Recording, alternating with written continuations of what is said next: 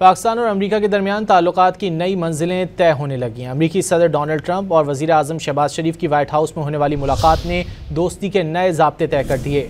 वज़ीर आज़म ने ट्रंप को अमन का अलमबरदार करार देते हुए उनकी तनाज़ात ख़त्म कराने की काविशों को खूब सराहा।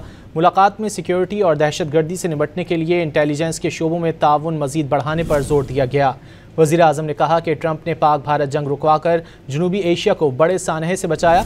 मुलाकात में army chief field marshal Asim Munir, अमरीकी नायब सदर JD वैंस और वज़ीर ख़ारजा मार्को रूबियो भी शरीक रहे।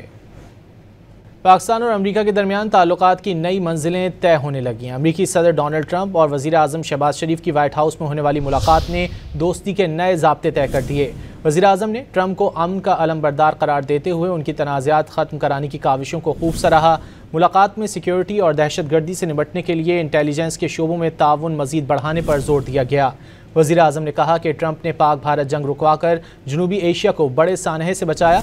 मुलाकात में army chief field marshal Asim Munir, अमरीकी नायब सदर JD वैंस और वज़ीर ख़ारजा मार्को रूबियो भी शरीक रहे।